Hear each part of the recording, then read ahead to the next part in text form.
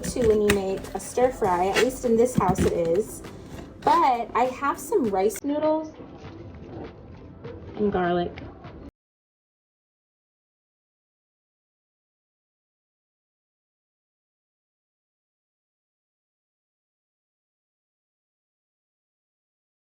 I'm also going to be using some zucchini that I had in my freezer.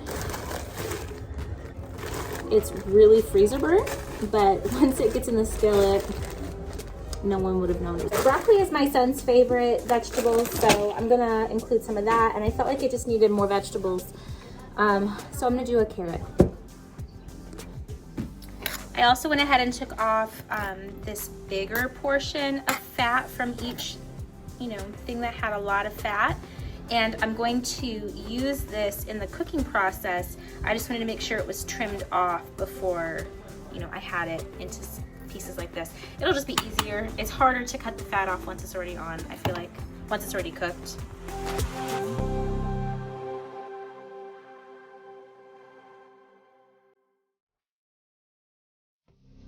Good for pad thai, good for pho, pad thai noodles,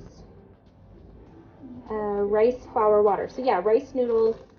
And to make it for pad thai noodles, you're going to soak them for 10 to 15 minutes until they're semi-soft, drain, and then you can just stir fry them. So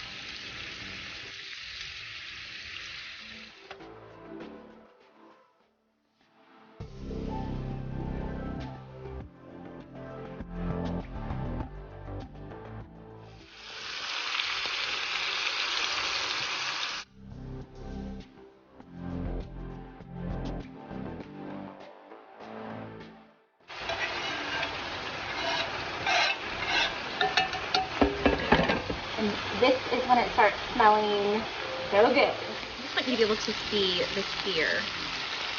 That is what you're looking for.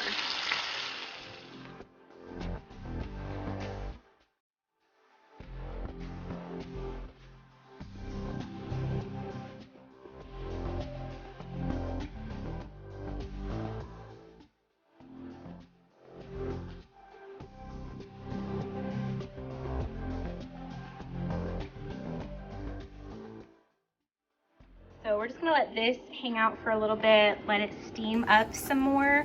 That way the meat is finished cooking on the inside, which it basically is anyway, and then the vegetables have time to get just a little bit soft. And I forgot to mention this, we're gonna be using it as well. The difference between this and sriracha really is that this one doesn't have sugar, but same flavor, same smell. And the water and the oil and butter, garlic, onion, that's already creating somewhat of a sauce. Then we'll just combine that with the chili sauce and we'll be good to go. And maybe some ginger. I might put some ginger in this. So the vegetables are just a little tender. I'm going to transfer it to a larger pot because I don't have a large enough cast iron skillet, which is what gave us the sear on the meat. I don't have a large enough one of those to combine noodles into this as well. So we're gonna finish it.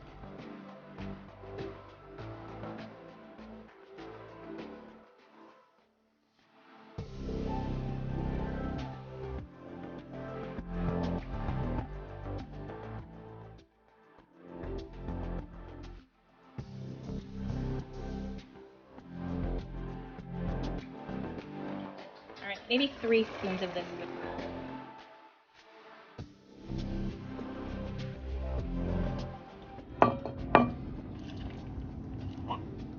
So right now what I'm doing is I'm dipping out the meal from the pot to the bowl with the tongs. You'll see that I just put some carrots in there for extra color. I'm just...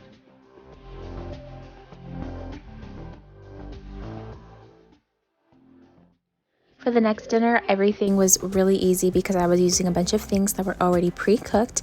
The only thing I had to do was boil the pasta, and while that was working, I just thawed out some meat sauce that I had already made, combined it with some more jarred sauce that I had, and then I added some cooked meatballs to the sauce on the stove.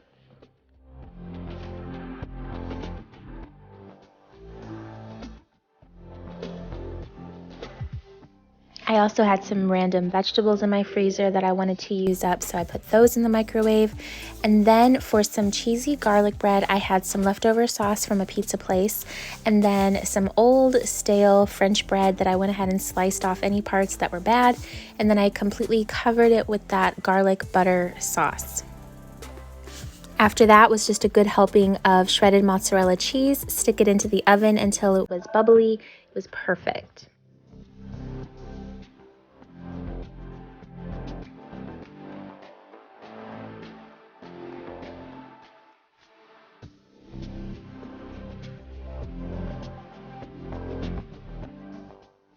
This dinner came together so quickly, and I was able to get some things that were random and in my fridge and freezer out of there and put into a really delicious meal. All right, so this is one of the reasons why I love to have chicken cooked and prepped at the beginning of the week, because tonight I didn't feel like cooking, so I went ahead and just pulled out some chicken. We all get to have some of that. This is some rice that's already cooked that I put into the freezer, and then in the microwave is a bag of steamable broccoli. This dinner literally took 5 minutes start to finish. Good morning. So my little boy is almost 7 years old, and he woke up this morning asking for biscuits and gravy, which I don't normally do during the week. Biscuits and gravy is like a weekend kind of meal, but I'm gonna show you how easy it is to make if you go ahead and just keep your bacon grease on hand, and it will go so much quicker. Now I already have biscuits made. These ones are just some really humble homemade biscuits, but if you have the kind that you can just pop out of the freezer into the oven, or a can of Grand's biscuits, that will work too, obviously. But because I already have these done, it makes the meal even quicker to pull together. So the first thing you're going to want to do is use some of your bacon grease or whatever kind of, breakfast meat grease that you have on hand. This is just what I keep in my fridge. And it doesn't have to stay in the fridge. I've had some people ask me about that. It can stay out on the counter or in a cabinet on top of your stove. It's fine. It'll stay good for a long time. Now, a little bit of this is going to go a long way. I'm honestly thinking that this is going to be enough gravy today for 2 breakfasts. Now, you're going to want to move quickly so that you don't burn, but you're just going to take a little bit of the flour, mix it in here. Again, moving quickly, and you're just going to let this flour cook.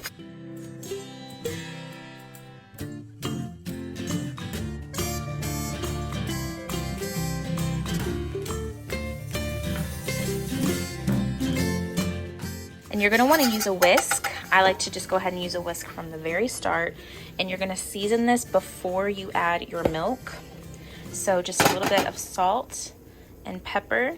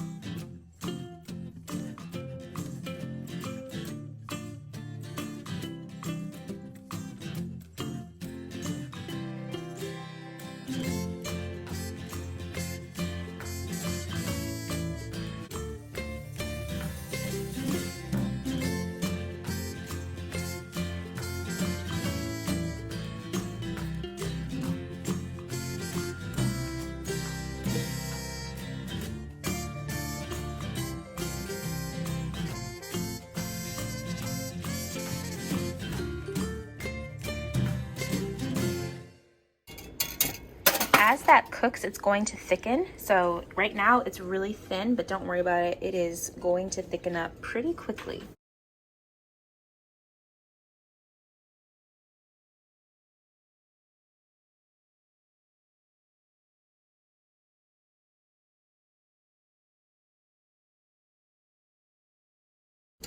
So I had breakfast done before his homework was completed.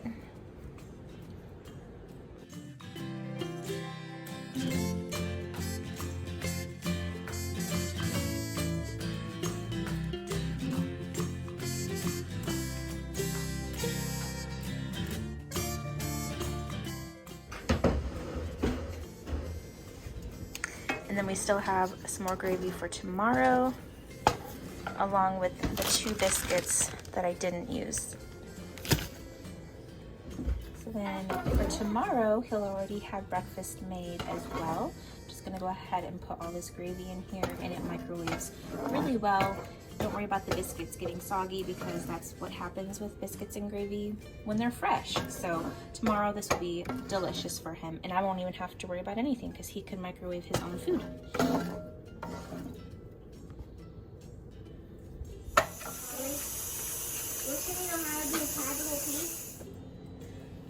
I did.